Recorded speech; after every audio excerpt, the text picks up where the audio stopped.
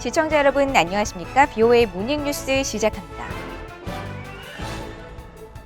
북한이 영변 핵시설 내 원자로를 재가동한 정황이 있다는 국제원자력기구 IAEA의 보고서 내용에 대해 미국의 전직 핵협상가들은 대미 압박과 또 미북 협상의 지렛대로 사용하려는 전술이라고 지적했습니다. 한국의 전문가들은 북한의 영변 핵시설 재가동으로 한국이 자처했던 미북 협상 중재자 역할이 더 어려워질 것으로 분석했습니다. 조상진 기자가 보도합니다. 로버트 아이논 전 국무부 비확산 군축 담당 특별보좌관은 30일 BOA에 지난 7월 초부터 영변 원자로를 재가동한 정황이 있다는 국제원자력기구 IAEA 보고서 내용과 관련해 우려스럽지만 놀랍지 않다고 말했습니다. 그러면서 북한은 미국과의 협상 가능성이 제한적이라고 판단하고 핵 역량 가속화에 나섰을 것으로 분석했습니다. I think North Koreans may believe that the likelihood of a successful negotiations with the United States has become quite limited, and they have decided that in the absence of negotiations, it's best for them to strengthen their nuclear capability, and they've done that. 조셉 티트라니 전 육자회담 미국 차석 대표는 미국과의 대화가 없는 상황에서 북한이 영변시설 재가동을 꺼릴 이유가 없다면서 북한 정권의 정치적 메시지라며 북한의 이 같은 방식은 과거와 다르지 않다고 평가했습니다. Yeah, there is a political message that when we don't talk, when we're not sitting at the table, we'll just keep producing nuclear weapons and missiles. So is that a political message? Yes. It's also a message we've learned. I mean, we've had 27 years of knowing that. 한국의 전문가들은 북한의 영변 핵시설 재가동 변수가 미북 관계의 선순환 과정을 통한 협상 재개를 꾀하는 한국 문재인 정부에게 부정적 영향을 줄 것으로 분석했습니다. 그렇지 않아도 미국 쪽에서 그렇게 선뜻 나서서 전향적인 움직임을 보이려고 하지 않았던 데다가 이렇게 되는 거니까 대화가 재개되고 이를 풀어나갈 수 있는 환경이 조금 더 어려워졌다고 봐야 되겠죠.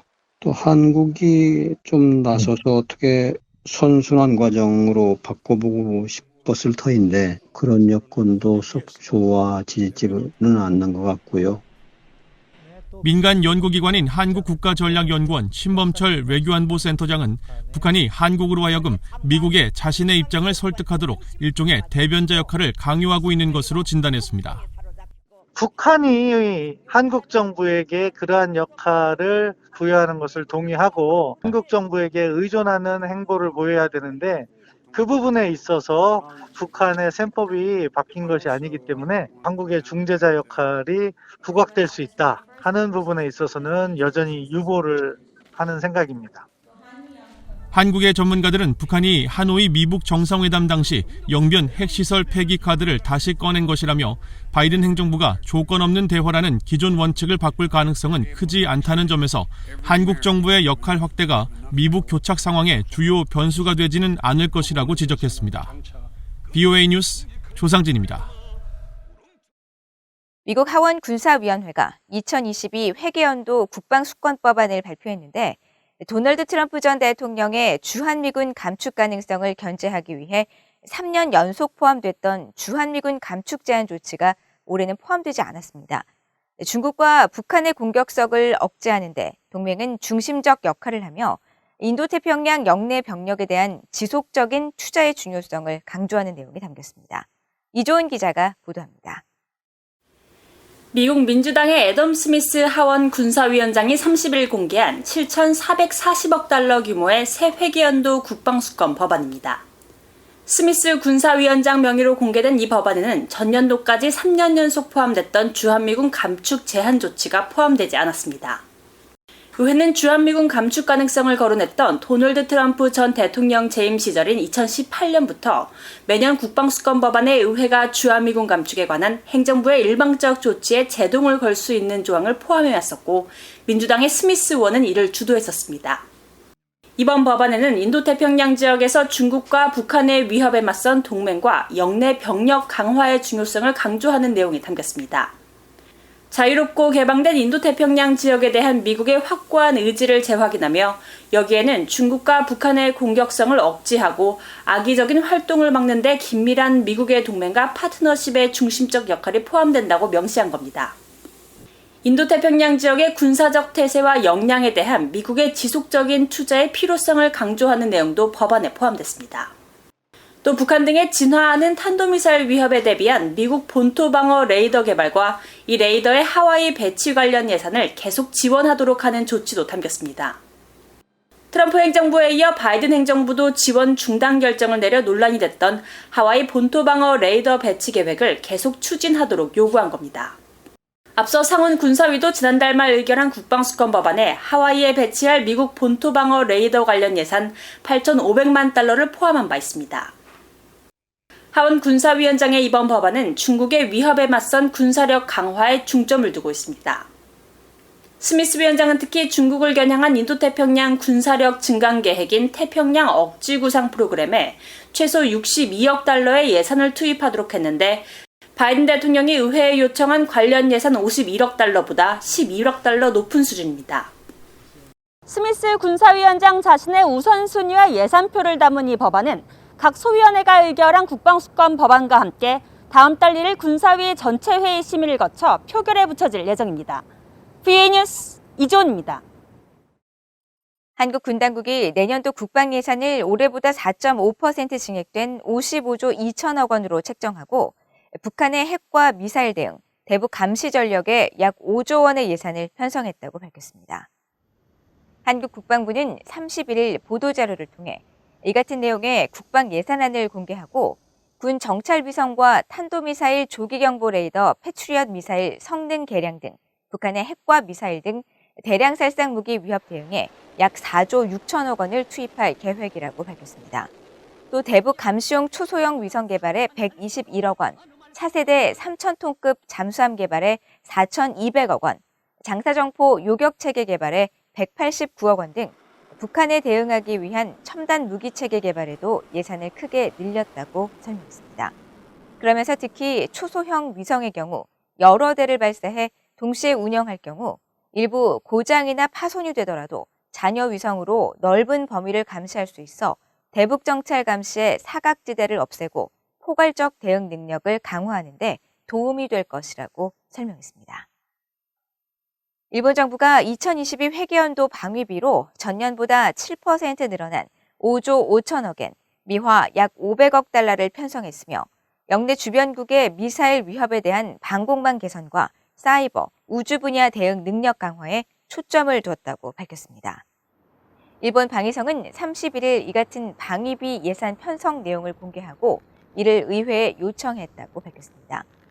기시노부 일본 방위상은 이날 정례 브리핑에서 새 회계연도 방위비는 영내 주변국들의 안보 위협이 전례 없이 이루어지는 가운데 종합적인 미사일 방공 능력과 우주, 사이버 분야 대응 작전 능력 강화 차원에서 예산안 증액을 요청하게 됐다고 설명했습니다. 또 29일 일본 해상자위대가 독일 연방방위군 소속 프리기탐 바이에른호와 함께 연안에서 공동훈련을 실시하고 해상 불법 환적과 해양 강탈 등 글로벌 안보 도전에 공동 대처하는 역량을 강화했다고 밝혔습니다. 국제 강제실종 희생자의 날을 맞아 미국의 토니 블링컨 국무장관이 강제실종을 끔찍한 범죄로 규정하고 강력히 규탄했습니다. 한국 내 민간단체들은 한국 정부의 소극적 대응으로 납북자 가족들의 어려움이 커지고 있다면서 납북자 문제의 심각성을 국내에 널리 알리기 위한 모금 캠페인을 시작했습니다. 김영건 기자가 보도합니다.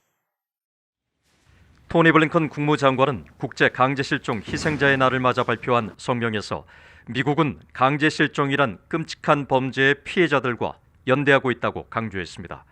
블링컨 장관은 전 세계에서 해마다 친구와 가족 구성원들이 정부 당국자나 조력자들 또는 정부의 암묵적인 승인으로 체포되거나 구금, 납치된 뒤 사라지고 있다면서 이에 책임이 있는 자들은 자유박탈을 인정하지 않거나 피해자들의 생사와 행방을 숨기고 있다고 지적했습니다. 그러면서 인권옹호자들과 정치인, 환경운동가, 언론인 등 자신의 기본적인 자유를 행사하는 사람들이 이런 끔찍한 범죄의 표적이 되고 있다며 미국은 모든 강제실종을 강력히 규탄한다고 말했습니다. 이어 각국 정부는 모든 강제 실종 피해자들을 돌려보내고 관련 정보를 제공하며 모든 관련 사건에 대해 독립적이고 투명한 조사에 착수하는 등 모든 사람의 인권과 기본적 자유를 존중할 것을 촉구했습니다. 유엔 강제실종 실무그룹도 성명을 통해 강제실종은 본질적으로 실종자와 그 가족들의 경제, 사회, 문화 등 모든 범위의 권리를 침해하는 복잡한 범죄라면서 특히 납치 피해자 가족들이 큰 고통을 받고 있는 만큼 모든 국가들이 인권을 존중하며 적극 해결에 나서야 한다고 밝혔습니다. 이처럼 유엔과 미국 정부는 국제사회에서 강제실종 범죄를 강력히 규탄하고 있는데 특히 북한 김씨 정권이 3대에 걸쳐 납치 등 강제실종 범죄에 관여하고 있다고 비판해왔습니다. The United States absolutely condemns the DPRK government's involvement in international abductions and forced disappearances. Abducting citizens of Japan and other nations and forcibly keeping them against their will in North Korea is simply wrong. It is outrageous and it cannot continue. 이런 가운데 한국의 민간단체인 북한인권시민연합과 전후 납북피해자 가족연합회는 국제 강제실종 희생자의 날을 맞아 30일부터 전후 납북자의 심각성을 나라 안팎에 알리기 위한 새로운 캠페인을 시작했다고 밝혔습니다. 두 단체는 납북자 돌아오지 못한 이들을 위한 스티커와 배지 판매 모금 사업을 9월 27일까지 진행하고 이를 통해 전후 납북자 가족들을 지원할 예정이라고 밝혔습니다. 그 납북 피해자가 북한으로 납치된 뒤에 이제 전혀 행방을 모르니까 이제 당연히 이제 기억 없는 기다림으로 감정적인 고통을 굉장히 많이 받으셨는데 거기에 이제 플러스 돼서 한국에서도 그때 이제 분위기가 북한에 납치됐다 납북자라고 하면 이제 잠재적인 스파이로 취급을 해서 그 남아있는 가족들도 이제 뭐 고문 등 신체적인 이런 고통을 받은 경우도 있고 뭐 감시를 한다거나 이제 굉장히 큰 고통을 실제적으로도 받으셨기 때문에 김소희 간사는 한국 정부의 소극적 대응과 사회적 무관심 등으로 납북자 가족들의 어려움이 많은 사람들에게 알려지지 않아 캠페인을 시작하게 되었다면서 모금 활동을 통해 향후 유엔 강제실종 실무그룹 진정서 제출과 관련 회의 자료 제공, 납북자 관련 국제회의 개최 등 적극적으로 활동할 계획이라고 밝혔습니다. VA 뉴스 김영권입니다.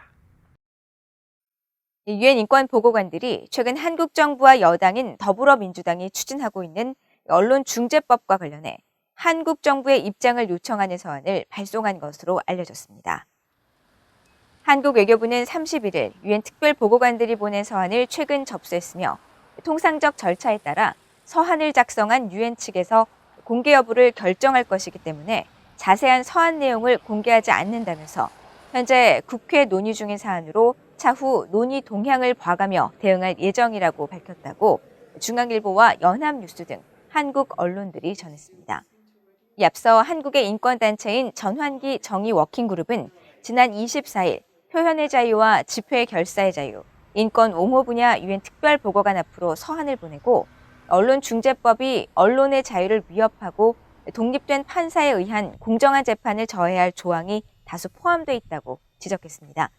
이에 따라 유엔 특별보고관들이 한국 정부에 서한을 보낸 점을 고려할 때 한국 정부의 언론중재법 추진 과정과 내용에 우려할 만한 부분이 있다고 판단한 것으로 보인다고 한국 언론들이 전했습니다.